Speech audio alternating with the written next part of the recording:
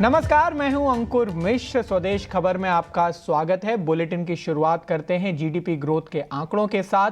जो नंबर्स आए हैं अभी तक वो अनुमान से थोड़े कमजोर हैं। सितंबर तिमाही के लिए जीडीपी ग्रोथ गिरकर 5.4% पर आ गई है। इससे पिछले वित्त वर्ष की समान तिमाही यानी कि इसी तिमाही में जीडीपी ग्रोथ की रेट 6.7% थी। अब ये इंपॉर्टेंट क्यों है? इंपॉर्टेंट इसलिए है क्योंकि रिजर्व बैंक ने जो आइडिया दिया है इस साल का जीडीपी ग्रोथ का वो 7.2% का है। अब देखने वाली बात ये होगी ये जो इस तिमाही में जो कमजोर जीडीपी के आंकड़े आए हैं उसका क्या असर पड़ता है। इस पर ज्यादा बातचीत करने के लिए हमारे साथ जुड़ गए हैं संवाददाता प्रकाश प्रियदर्शी। जानते हैं इन जीडीपी आंकड़ों की फाइनल डिटेल्स। प्रकाश, देखिए, सरकार ने वित्त वर्ष 2024-25 की दूसरी तिमाही के जो जीडीपी के आंकड़े हैं वो जारी किए हैं और अर्थव्यवस्था के मोर्चे पर ये ज़्यादा उत्साहजनक खबर नहीं है क्योंकि जो जीडीपी के आंकड़े हैं उसमें भारी गिरावट देखने को मिल रही है। अगर आप इसकी तुलना इसी अवधि में पिछले वित्त वर्ष से करें, जो दूसरी तिमाही में जीडीपी ग्रोथ है वो 5.4% दर्ज होता हुआ दिख रहा है, लेकिन दूसरी तिमाही वित्त वर्ष 2024 की दूसरी तिमाही में जो जीडीपी ग्रोथ के आंकड़े थे वो 8.1% थे। साथ ही साथ पिछले क्वार्टर में जो जीडीपी ग्रोथ के आंकड़े थे वो 6.7% थे। तो जाहिर तौर पे ये चिंताजनक बात है। हालांकि इस बात के अनुमान थे कि आंकड़ों में गिरावट दिख सकती है और इसके पीछे की कई वजहें हैं और सबसे इम्पॉर्टेंट है कि जो कंजम्पशन है उसमें कमी देखने को मिली है, जो गवर्नमेंट स्पेंडिंग है उसमें भी गिरावट देखने को मिली है क्योंकि इस साल लोकसभा के चुनाव थे और उसकी वजह से जो गवर्नमेंट का कैपेक्स है उसमें कमी आई है और उसका इम्पैक्ट सीधे तौर पर जीडीपी के आंकड़ों में देखने को मिल रहा है। इसके अलावा अगर आप जीवीए पर नज़र डालें उसमें भी कमी देखने को मिल रही है क्योंकि जीवीए ये दर्शाता है कि इकोनॉमिक एक्टिविटीज़ किस तरीके से रही है देश के अंदर, उसमें भी कमी देखने को मिल रही है। Q2 FY25 में 5.6% जीवीए ग्रोथ दिख रहा है जो कि पिछले वित्त वर्ष में सेम पीरियड में 7.7% का ग्रोथ रेट दिखा था। तो जाहिर तौर पे इसमें भी कमी देखने को मिल रही है। नॉमिनल जीवीए जो है वो 8.1% है एज कम्पेयर टू 9.3%। मैन्युफैक्चरिंग और जो माइनिंग सेक्टर है उसमें भारी गिरावट देखने को मिली है। जो ग्रोथ है मैन्युफैक्चरिंग सेक्टर का वो 2.2% है, जो माइनिंग सेक्टर का है 0.1% है। एग्रीकल्चर सेक्टर में हालांकि कुछ सुधार देखने को मिली है। इसमें जो ग्रोथ है एग्रीकल्चर सेक्टर का वो 3.5% है और पिछले 4 क्वार्टर के मुकाबले इसमें ज़्यादा तेज़ी देखने को मिली है। कंस्ट्रक्शन सेक्टर में भी उतनी तेज़ी नहीं आई है जितनी की उम्मीद थी। डोमेस्टिक स्टील कंजम्पशन जो है उसमें अगर आप ग्रोथ की बात करें तो ये 7.7% जो है वो Q2 में देखने को मिला है। सर्विसेज सेक्टर में काफ़ी अच्छी बढ़ोतरी देखने को मिली है Q2 के दौरान। इसमें जो सर्विसेज सेक्टर का ग्रोथ है जीडीपी आंकड़ों में अगर आप देखें तो ये 7.1% है। तो ये कुछ पॉजिटिव संकेत भी हैं, लेकिन ओवरऑल जो जीडीपी ग्रोथ के आंकड़े हैं वो निराशाजनक हैं और जिस तरीके से उम्मीद ये की जा रही थी कि दुनिया भर में जो चुनौतियां हैं, जो ग्लोबल चैलेंजेज है, उसके बावजूद भी इंडिया एक ब्राइट स्पॉट है, फास्टेस्ट ग्रोइंग इकॉनमी है। वैसी दिशा में 5.4% का जीडीपी ग्रोथ जो है वो ज़रूर सरकार के लिए चुनौती बनता हुआ दिख रहा है। शुक्रिया प्रकाश। और जो आंकड़े हैं जीडीपी के उसके अलावा एक इम्पॉर्टेंट नंबर्स रहते हैं ऑटो बिक्री के। नवंबर में ऑटो बिक्री के कैसे आंकड़े रहेंगे अनुमान बताने के लिए हमारे साथ सृष्टि जुड़ गई हैं। इस बार ऑटो बिक्री की बात करें तो कुछ मिले जुले नतीजे आने की उम्मीद है, पर अगर सेगमेंट वाइज देखें तो जी हाँ, आपको 2 व्हीलर सेगमेंट और ट्रैक्टर डिवीजन पर फोकस ज़रूर रखना चाहिए क्योंकि यहाँ पर नंबर्स अच्छे आने की हम उम्मीद लगा रहे हैं। 2 चीज़ें ध्यान में रखनी है कि साल दर साल अगर आप देखें तो एक फेस्टिव सीजन सेल्स का इम्पैक्ट रहेगा, यानी कि जो बेस है वो काफ़ी हाई है ऑलरेडी, तो उस पर हम ग्रोथ नंबर्स की देखेंगे किस तरीके से आते हैं और महीने दर महीने भी एक इम्पैक्ट ज़रूर रहेगा। पर इस बीच आइए नंबर्स की बात करें तो पैसेंजर व्हीकल सेगमेंट में सबसे पहले जो आउट परफॉर्म करता हुआ दिख सकता है वो है शायद M&M, जहां पर हम उम्मीद लगा रहे हैं साल दर साल इनकी ग्रोथ में 10% का इजाफा होना चाहिए। वहीं कमर्शियल व्हीकल सेगमेंट से कुछ बहुत ज़्यादा उम्मीदें नहीं है, पर कुछ रिपोर्ट्स ये भी बता रही हैं कि फ्लीट यूटिलाइजेशन थोड़े बहुत इंप्रूव हुए हैं, सेंटिमेंट थोड़ा सा पिकअप करता हुआ दिखा है, पर अभी भी कोई भी खास सेगमेंट नहीं उभरा है जहां पर जो है बहुत ज़्यादा तेज़ी की उम्मीद लगाई जा रही हो। अगर देखें तो 1 या 2% ही साल दर साल ग्रोथ की उम्मीद कर रहे हैं, चाहे वो टाटा मोटर्स हो, अशोक लेलैंड या फिर आयशर मोटर्स VECV। अब टू व्हीलर सेगमेंट की बात करते हैं। ये सेगमेंट क्यों आउट परफॉर्म करता हुआ दिख सकता है, क्योंकि कुछ रिपोर्ट्स ये भी बता रही हैं कि फेस्टिव सीजन सेल्स के बाद भी जो ऑन ग्राउंड मोमेंटम है वो बरकरार है। कई सारी कंपनीज ने अपने डिस्काउंट पीछे ले लिए हैं, फिर भी सेल्स मोमेंटम पिकअप कर रहा है और खासतौर से TVS मोटर शायद इस सेगमेंट में अच्छा परफॉर्म करेगा, क्योंकि उनके हाल फिलहाल के कुछ जो लॉन्चेस थे उन्होंने काफ़ी बेहतर प्रदर्शन किया है। साल दर साल TVS मोटर्स में 7% ग्रोथ की उम्मीद कर रहे हैं।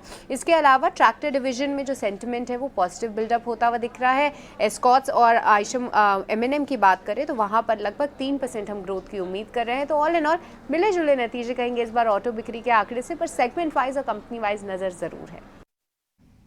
ET नाउ स्वदेश की खबर पर मोहर लग गई है। हमने आपको बताया था कि इंश्योरेंस सेक्टर में FDI की सीमा को बढ़ाकर 100% करने की योजना है, और ये खबर हमें बताई थी अनुराग शाह ने। और अब मूवमेंट ये है कि सरकार ने इसके लिए कमेंट्स मांग लिए हैं।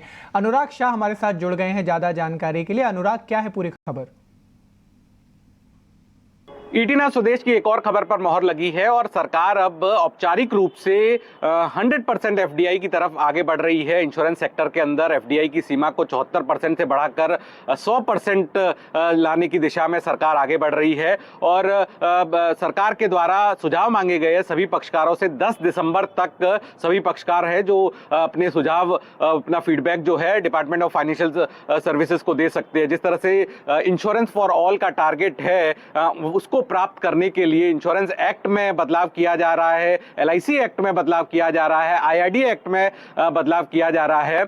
और यहां पर कंपनियों को जो है वैल्यू एडेड सर्विसेज देने की भी छूट दी जाएगी। अभी केवल इंश्योरेंस कंपनियां हैं वो इंश्योरेंस ही ऑफर कर पाती है और प्रीमियम के तौर पर अपनी आय दर्ज करती है, लेकिन बाकी सेवाएं भी जो है वो इंश्योरेंस कंपनियां दे पाएगी। यानी हेल्थ इंश्योरेंस कंपनियां है वो जिम की मेंबरशिप, जिम का सब्सक्रिप्शन दे पाएगी। मोटर इंश्योरेंस के अंदर गैरेज के सर्विसेज वगैरह जो है वो इंश्योरेंस कंपनियां दे पाएगी। ये कंपनियों को इंश्योरेंस एक्ट अमेंडमेंट में बदलाव के बाद छूट दी जाएगी। और कंपोजिट लाइसेंस को भी अलाउ किया जाएगा, जहां पर लाइफ इंश्योरेंस कंपनियां अभी केवल लाइफ के प्रोडक्ट बेच पाती है, लेकिन कंपोजिट लाइसेंस के बाद वो नॉन लाइफ के प्रोडक्ट भी बेच पाएगी। इसके अलावा जो फॉरेन री इंश्योरर्स है उनकी जो कैपिटल की रिक्वायरमेंट है उसको 5,000 करोड़ से घटाकर 1,000 करोड़ रुपए तक करने का भी प्रस्ताव है। और IRDA को ज्यादा पावर दिए जाएंगे, ये भी प्रस्ताव दिया गया, जिसमें एम्पावर्ड IRDA को एम्पावर किया जाएगा, जिसमें IRDA फैसले ले सके अनडिजर्व सेगमेंट को मंजूरी देने के लिए, अनडिजर्व सेगमेंट में इंश्योरेंस के पेनिट्रेशन को मंजूरी देने के लिए। तो इंश्योरेंस फॉर ऑल के लक्ष्य को हासिल करने के लिए, देश के अंदर इंश्योरेंस की पहुंच को बढ़ाने के लिए अब सरकार तेजी से आगे बढ़ रही है और इंश्योरेंस सेक्टर में FDI की जो सीमा है उसे 74% से बढ़ा के 100% करने की दिशा में अब सरकार ने 10 दिसंबर तक सभी पक्षकारों से सुझाव और मांगे हैं। निफ्टी की डबल सेंचुरी के साथ दिसंबर की सीरीज की जो शुरुआत है वो तो धमाकेदार हो गई है, मगर कैसा रहा नवंबर में बाजार का हाल, बता रहे हैं अंश भीलवार। तो ये महीना नेगेटिव रहा है निफ्टी के लिए, साथ ही साथ सीरीज वाइज भी देखें तो काफ़ी नेगेटिव बंद होता हुआ नजर आया। निफ्टी का यह दूसरा महीना जब हमें लगातार बिकवाली नजर आई। चार्ट पे देखें तो निफ्टी ने 5 मंथ के लो लेवल को भी टच किया। इसके टॉप लूजर्स देखें तो यहाँ पे एशियन पेंट्स और SBI लाइफ जैसे स्टॉक नजर आते हैं। स्मॉल कैप इंडेक्स भी हमें लाल निशान में बंद होता हुआ नजर आया, लेकिन मिड कैप इंडेक्स नीचे की तरफ गया था, लेकिन उसमें अच्छी रिकवरी आए और थोड़ा हरे निशान में क्लोज होता हुआ नजर आया है मंथली बेसिस पे। अब अगर सेक्टोरल इंडिसेस की बात की जाए तो Nifty IT index top sectoral gainer के तौर पे नजर आता है, जिसने कि रिकॉर्ड हाई का स्तर छुआ। ये इकलौता इंडेक्स है जिसने रिकॉर्ड हाई का स्तर छुआ है इस महीने। अगर यहाँ पे हम देखें तो इसका जो इस महीने का गेन था वो पिछले 4 महीने का सबसे बड़ा गेन भी था। साथ ही साथ सारे स्टॉक्स निफ्टी IT इंडेक्स के हमें हरे निशान में बंद होते हुए नजर आए। इसके साथ साथ निफ्टी रियल्टी में भी 2% का अच्छा उछाल नजर आया। PSU बैंक में जो 3 महीने से कंटिन्यूस बिकवाली कर रहा था वो भी हरे निशान में क्लोज होता हुआ नजर आया। अब अगर सेक्टर लूजर्स की बात की जाए तो यहाँ पे निफ्टी एनर्जी ने 9 मंथ के लो लेवल को टच किया, टॉप सेक्टर लूजर था। इसके टॉप ड्रैगर्स देखें तो यहाँ पे अडानी ग्रीन और एनटीपीसी जैसे स्टॉक्स नजर आते हैं। दूसरे इंडेक्सेस की बात करें तो निफ्टी मेटल और निफ्टी एफएमसीजी भी लाल निशान में बंद हुए और दोनों ही इंडेक्सेस ने 5 मंथ के लो लेवल को टच किया, तो यहाँ पे बेयरिश सेंटिमेंट बनता हुआ नजर आता है। इसके साथ साथ निफ्टी फार्मा ने भी 3 मंथ के लो लेवल को टच किया। तो ओवरऑल देखा जाए तो काफ़ी मिक्स मार्केट रहा था, लेकिन काफ़ी सारे सेक्टर इंडिसेस थे इंक्लूडिंग निफ्टी जिन्होंने मल्टी मंथ लो को टच किया है। अब बढ़ते हैं अपने खास सेगमेंट 5 का पंच की तरफ, जहां हमारे सहयोगी रविंद्र आपको बताएंगे कि आखिर किन शेयरों और सेक्टरों ने लगाया मार्केट में एक्शन भरा पंच। शुरुआत करते हैं 5 के पंच की, और 5 के पंच में जो हमारा पहला शेयर है रिलायंस इंडस्ट्री, जहाँ पर रिलायंस इंडस्ट्री की जो होली ओन सब्सिडरी है Reliance finance and investment limited ने वेवटेक हेलियम में अपना 21% का स्टेक एक्वायर किया है $12 मिलियन में, ताकि कंपनी जो है कम कार्बन सोल्यूशन में अपने एक्सप्लोरेशन और प्रोडक्शन में जो है एक्सपांड कर सके। अगला जो स्टॉक है जोमेटो, जहाँ पर कंपनी ने हाल ही में जो है 8,500 करोड़ का QIP का ऐलान किया था, वो कंपनी ने कल सक्सेसफुली क्लोज कर दिया है। और जो इशू प्राइस है इस QIP का वो 252.62 पर शेयर था, जो कि 5% के डिस्काउंट पर है फ्लोर प्राइस पर। अगला जो स्टॉक है सुवेन फार्मा, जहां पर कंपनी को जो है शेयर होल्डर से अप्रूवल मिल गया है स्कीम ऑफ एमैल्गमेशन के लिए सुवेन फार्मास्यूटिकल लिमिटेड और कोहेंस लाइफ साइंस लिमिटेड के बीच में। अगला जो स्टॉक है जी एंटरटेनमेंट, जहां पर कंपनी की जो कल AGM हुई थी उसमें जो प्रपोजल था पुनीत गोयनका को रीअपॉइंट करने के लिए, वो शेयर होल्डर्स ने जो है रिजेक्ट कर दिया है।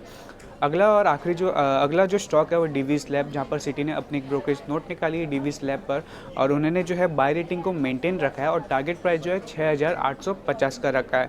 सिटी का मानना है कि इंटरेस्ट टू API सेल्स में जो है इंक्रीज देखने को मिल सकता है, लेकिन स्ट्रीट जो है वो डिक्लाइन एक्सपेक्ट कर रहा है। और जो ग्रोथ है इंटरेस्ट और कॉन्ट्रैक्ट्स मीडिया में, उसमें उसके चलते आगे जाके जो है और भी अपडेट देखने को मिल सकते हैं। और डीवीज लैब जो है वो सिटी का टॉप पिक है इंडियन फार्मा में। जी एंटरटेनमेंट के शेयर धारकों ने AGM में पुनीत गोयनका को वापस रीअपॉइंट करने के लिए मंजूरी नहीं दी है। ये जो रिजोल्यूशन था वो AGM में खारिज हो गया। इसके बाद जी एंटरटेनमेंट के शेयर में काफ़ी उछाल आया। क्या है पूरी खबर, बता रहे हैं शरद दुबे। जी बिल्कुल, जी बोर्ड का जो एक नया दौर जो है शुरू हो चुका है, और जी के जो है स्टॉक प्राइजेस में भी आज अच्छी मोमेंटम देखने मिली है। याद रखिए जो 42वां AGM हुआ था वहाँ पे कुछ इंपॉर्टेंट अनाउंसमेंट्स किए गए हैं, उसके कारण जो है इम्पैक्ट स्टॉक में भी देखने मिल रहा है। यहाँ पे पुनीत गोयनका जी जो है उनके जो शेयर होल्डर्स हैं उनके रीअपॉइंटमेंट एज अ डायरेक्टर, उसकी रेजोल्यूशन को उन्होंने पास नहीं किया है। इसका मतलब वो एज अ डायरेक्टर रीअपॉइंट नहीं हो सकते। तो ये जो है आप कह सकते हैं कि शेयर होल्डर्स की ओवरऑल रिजल्ट्स में देखने मिली है। 49.5% शेयर होल्डर्स के जो है पक्ष में था, लेकिन जो मेजॉरिटी था वो विरोध किए थे इस वोटिंग को लेकर। और इसी महीने पुनीत गोयनका ने जो है MD की पद को भी छोड़ा था, ताकि वो फोकस कर पाए डे टू डे एक्टिविटीज़ के कंपनी के ऊपर। लेकिन इनका क्या सफ़र था ये बताते हैं। तो इनकी जो सफ़र है पूरे जो बोर्ड में इन्होंने लगभग 2 दशक बिताए हैं, और जनवरी 2005 में जो थी उनकी एंट्री हुई थी और शामिल किए गए थे बोर्ड में। और ओवरऑल जो है MD के पद को छोड़ने के बाद जो है वो फ़िलहाल करेंटली CEO हैं। अब रूल्स के मुताबिक जो CEO की जो चूजिंग होती है, CEO की जो आप कह सकते हैं चुनाव होती है, उसके जो अधिकार है वो बोर्ड के पास रहती है। तो ये एक इम्पॉर्टेंट बात है। लेकिन याद रखिए सुभाष चंद्र परिवार को भी एक बड़ा झटका लगा है। अब जो है चारों लिस्टेड जी कंपनियां के बोर्ड में परिवार में अब कोई नहीं है। सुभाष चंद्र जी ने 1992 में जी एंटरटेनमेंट की स्थापना की थी, और अब अगर हम बात करें तो इनके जो प्रमोटर होल्डिंग है वो 4% की है। अगर बात करते हैं जी एंटरटेनमेंट की किस तरह निवेशकों का हिस्सा बटा हुआ है, तो प्रमोटर के तौर पे हम कह सकते हैं जो फैमिली है 4% स्टेक है, रिटेल निवेशक की 24% स्टेक है, और बाद में DIs म्यूचुअल फंड का 44% है, और FIs विदेशी निवेशक 28% का है। ये जी की बात की, लेकिन जी ग्रुप के 4 लिस्टेड कंपनीज़ हैं, तो वहाँ पे हम देख सकते हैं कि प्रमोटर होल्डिंग क्या है। जी एंटरटेनमेंट में 4% है, जी मीडिया में कम है 1.6%, जी लर्न में 15% है, और डिश TV यहाँ पे देखें तो 4% स्टेक आ रही है। लेकिन एजीएम में जो है पुनीत गोयनका का अहम बात भी हुआ, संबोधन उन्होंने कहा और 3 अहम पॉइंट्स पे उन्होंने चर्चा की है। सबसे पहला है कि शेयर होल्डर्स की जो चिंताएं हैं उस पे उन्होंने बात की और उसके अलावा जो कानूनी चिंता है उस पे भी जो है उन्होंने गौर फरमाया। लेकिन याद रखिए जो 3 साल के जो ग्रोथ पैटर्न्स उन्होंने बताए हैं वहाँ पे उन्होंने कहा है कि 8 से 10% में रेवेन्यू का ग्रोथ रहेगा और वही मार्जिन्स में 18 से लेकर 20% का लक्ष्य दिया गया है। आखिर में 2 अहम बिजनेसेस हैं, डिजिटल और म्यूज़िक बिजनेस, जहाँ पे तेज़ ग्रोथ की उम्मीद जताई है। तो ये इम्पॉर्टेंट एजीएम का लेखा जोखा है, लेकिन एक नया दौर आ सकता है जी में और उसके कारण जो है एक बुलिशनेस दिख रही है स्टॉक में और आज जो है स्टॉक में तेज़ी भी आई है। ब्लैक फ्राइडे, ये नाम सुनते ही लोग किसी परेशानी या मुश्किल से जोड़ते हैं, लेकिन ये वाला ब्लैक फ्राइडे खुशियों वाला है। आज के दिन को लोग जमकर शॉपिंग के तौर पर मनाते हैं। अमेरिका से इसकी शुरुआत हुई, जिसका क्रेज भारत में भी तेजी से बढ़ रहा है। डिटेल्स के साथ हमारे साथ शरद दुबे बने हुए हैं। एक नया कंसेप्ट आया है ब्लैक फ्राइडे का। अब देखा जाए तो ये यूएस का कंसेप्ट है और यूएस में जो एक थैंक्सगिविंग हॉलीडे होती है उसका जो फ्राइडे रहता है, जैसे ही थैंक्सगिविंग हॉलीडे ख़त्म होता है तो वो फ्राइडे को ब्लैक फ्राइडे माना जाता है, जहाँ पे हर जगह जो है बड़े बड़े ऑफर्स रहते हैं। रिटेल स्टोर ले लीजिए या वेबसाइट्स ले लीजिए, तो ये जो है पूरी जो है बाहर की स्टोरी है। लेकिन अब धीरे धीरे भारत में भी पॉपुलराइजेशन देखने मिल रहा है और अब देख सकते हैं, हमने देखा था कि दिवाली के सीज़न में बड़े बड़े सेल्स लगे थे, ऑफलाइन लीजिए या ऑनलाइन। अब जो है देख सकते हैं कि अब नवंबर दिसंबर में भी जो है ये सेल्स देखने मिल रही है। अभी इस इवेंट का जो है इम्पोर्टेंस बताता हूँ मैं। फ्राइडे रहा ब्लैक फ्राइडे, वो एक दिन का नहीं होता है। उसके बाद जो है ओवरऑल यूएस में देखें तो ये पूरा सीज़न शुरू हो जाता है हॉलीडे सीज़न का। हॉलीडे सीज़न मतलब 1-1.5 महीना जो है ये आप करते रहेंगे शॉपिंग, और ये यूएस मार्केट्स का। लेकिन भारत का कैसा सीन है ये भी मैं बताता हूँ। 1 हफ्ते चल रहे हैं, पूरे वीकेंड चल रहे। तो अगर ब्लैक फ्राइडे सेल्स के बारे में बात करते भी हैं, इसका मतलब है कि पूरा वीकेंड तक जो है आपका सेल्स लगा रहेगा या उससे ज़्यादा भी रहेगा। तो ये तो ब्लैक फ्राइडे हुई, लेकिन सबको पता चलता है कि भाई डिस्काउंट कहाँ पे आ रहा है, किस किस जगह पे जो आपको नज़र रखनी चाहिए। फ्लिपकार्ट है, अमेज़ॉन है, रिलायंस डिजिटल है, आपका क्रोमा है, टाटा क्लिक है, बहुत सारे जो आप कह सकते हैं कि ब्रिक एंड मॉर्टर स्टोर्स है जो बड़े बड़े डिस्काउंट्स दे रहे हैं। अब ये डिस्काउंट्स कैसे आते हैं उस पर हम बात करते हैं कि अमेज़ॉन बोलता है कि 40 से 70% डिस्काउंट दे सकता है आपके लगेज ब्रांड्स में। 10% डिस्काउंट जो अगर आप बहुत सारे बैंक के कार्ड्स यूज़ कर रहे हैं उसमें डिस्काउंट्स आपको देखने मिल सकता है। टाटा क्लिक का भी जो है कंज्यूमर गुड्स पे ऑफर्स चल रहा है। और अब देखें तो स्मार्ट गैजेट्स होती है आजकल, जो स्मार्ट वॉच होता है, ईयरबड होता है, पावर बैंक होता है, इस पे सबसे ज़्यादा भारी डिस्काउंट हमें देखने मिलता है। अब जाके चेक कर लीजिए, अमेज़ॉन हो, फ्लिपकार्ट हो, तो यहाँ पे जो है बड़े बड़े डिस्काउंट रेंजेस कर रहे हैं। कभी तो टीवी और आपके जितने कंज्यूमर ड्यूरेबल्स अप्लायंसेज है उस पर भी बड़े बड़े डिस्काउंट लगते हैं। लेकिन ब्लैक फ्राइडे के बाद एक इंटरेस्टिंग चीज़ मैं बताता हूँ कि डुआ लिपा जो है बॉम्बे आ चुकी है।